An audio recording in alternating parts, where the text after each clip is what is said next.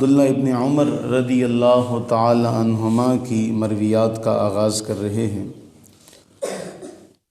حضرت سیدنا عبداللہ ابن عمر رضی اللہ تعالی عنہما اپنا ایک خواب ذکر کرتے ہیں، صحیح بخاری کی روایت ہے۔ حضرت عبداللہ ابن عمر بیان کرتے ہیں، رأیت علی عہد النبی صلی اللہ علیہ وسلم کأن بیدی قطعۃ استبرق۔ فرماتے ہیں کہ میں نے رسول اللہ صلی اللہ علیہ وسلم کی حیات طیبہ میں، آپ کے عہد میں نے ایک خواب دیکھا کہ میرے ہاتھ میں قطعۃ استبرق، ایک ریشم کا ٹکڑا ہے میرے ہاتھ میں، اور کہتے ہیں کہ وہ جو ریشمی ٹکڑا ہے، میں جنت کے جس حصے میں بھی جانا چاہتا ہوں وہ مجھے لے جاتا ہے۔ پھر اس کے بعد کہتے ہیں میں نے دیکھا کہ دو آدمی میرے پاس آئے اور وہ مجھے جہنم کی طرف لے جانا چاہتے ہیں۔ دو آدمی مجھے جہنم کی طرف لے جانا چاہتے ہیں۔ تو ان دونوں سے ایک فرشتہ ملا، اور فرشتہ ان دونوں کو کہتا ہے اسے چھوڑ دو، اور مجھے اس نے کہا کہ ڈرنے کی کوئی بات نہیں ہے۔ اب یہ خواب حضرت عبداللہ ابن عمر رضی اللہ تعالیٰ عنہما اپنی ہمشیرہ، اب یہ رشتہ جو ہے ذہن میں رکھیے گا، رسول اللہ صلی اللہ علیہ وسلم کی زوجہ محترمہ اور ہم سب کی ماں اماں حفصہ رضی اللہ تعالیٰ عنہا، ان سے حضرت عبداللہ، یہ ان کے بھائی ہیں، اس حوالے سے یہ ہمارے کیا لگے، امت کے ماموں لگے۔ تو اماں حفصہ سے یہ خواب عرض کیجیے، آپ رسول اللہ علیہ السلام سے اس کے بارے میں عرض کریں۔ اماں حفصہ رضی اللہ تعالی عنہا نے رسول اللہ صلی اللہ علیہ وسلم سے میرا یہ خواب ذکر کیا، تو اللہ کے نبی علیہ الصلوۃ والتسلیم نے ارشاد فرمایا کہ عبداللہ نعم الرجل عبداللہ، عبداللہ اچھا آدمی ہے، لو کان یصلی من اللیل، کاش کہ وہ رات کو نماز پڑھتا۔ عبداللہ اچھا آدمی ہے، کاش کہ وہ رات کو نماز پڑھتا۔ نعم الرجل عبداللہ، اچھا آدمی ہے، کاش کہ وہ رات کو نماز پڑھتا۔ حضرت عبداللہ کہتے ہیں میں نے اس کے بعد سے رات کو سونا بہت کم کر دیا، اس کے بعد سے پھر میں نے رات کی عبادت نہیں چھوڑی، صرف یہ بات سن لی کہ اللہ کے نبی علیہ الصلوۃ والتسلیم نے ارشاد فرمایا کہ نعم الرجل عبداللہ لو کان یصلی من اللیل۔ اب اس کے بعد کہتے ہیں فکان عبداللہ رضی اللہ عنہ یصلی من اللیل وکانوا لا یزالون، پھر آگے طویل واقعہ ہے، کہتے ہیں اس کے بعد سے پھر رات کو میں نے نماز نہیں چھوڑی، میں رات کو اٹھ کے نماز پڑھتا، سوتا کم لیکن رات کو عبادت میں وقت گزارتا۔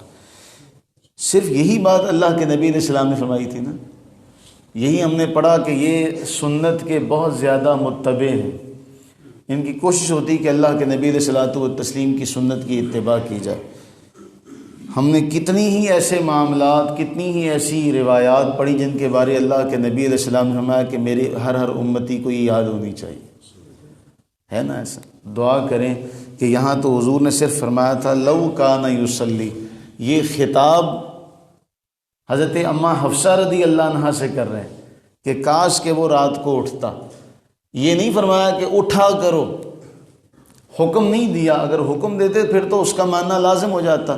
صرف اپنی بیوی سے فرما رہے ہیں اللہ کے نبی علیہ السلام کاش کہ وہ رات کو اٹھتا، سن لیا، اس کے بعد سے پھر رات کی عبادت نہیں چھوڑی۔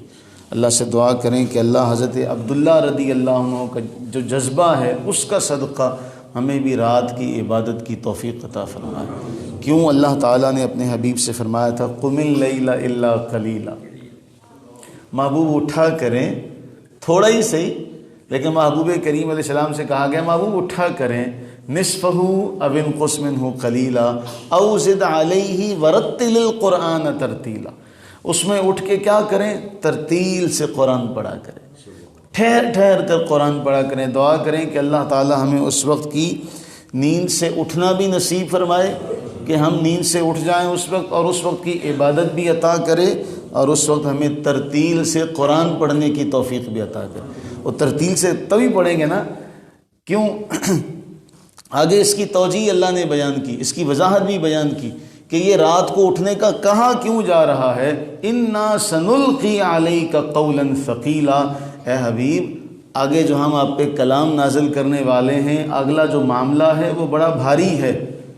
تو محدثین اور مفسرین بیان کرتے ہیں یہ جو رات کی عبادت ہے یہ زہد و تقوی کی جو منازل ہیں ان کے لیے معاون ہوگی، اور رات کی عبادت کے بعد تلاوت قرآن کے بعد جو آنے والی منازل ہیں روحانیت کی، ان میں اللہ تعالیٰ آسانی پیدا فرما دے گا، ان میں اللہ آسانی پیدا فرما دے گا. اچھا، ایک اور مسئلہ اس کی بھی وضاحت کرتا چلوں. جو عربی میں اسے کہتے ہیں پروناؤن، ضمیر.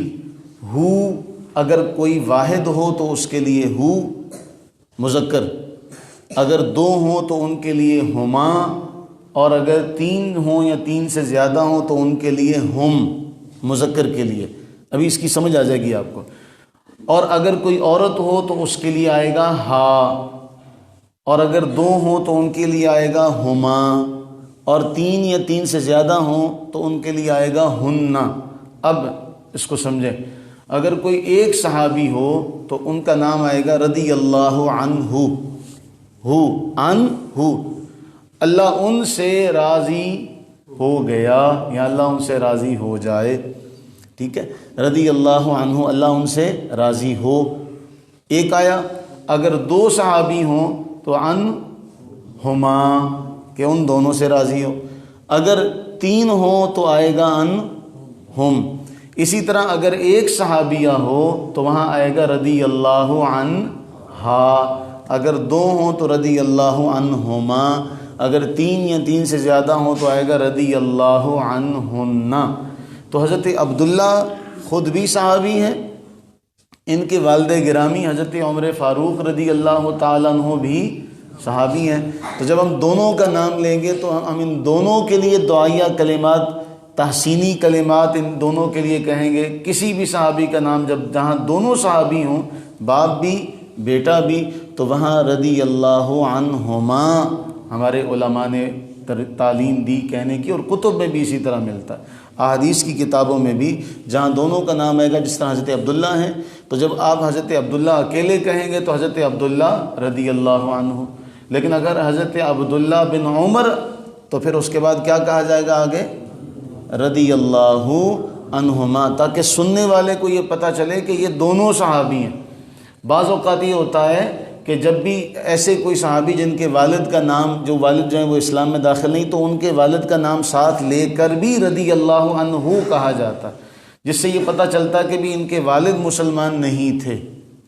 بہت سے ایسے ہیں، لیکن جہاں دونوں مسلمان ہوں تو پھر وہاں عنہما کا ذکر آتا. اللہ سے دعا کریں کہ باری تعالی ہم سب پر اپنی رحمتیں برکتیں نازل فرمائے اور ہم تمام کو سمجھنے کی توفیق عطا فرمائے. آمین ثم آمین.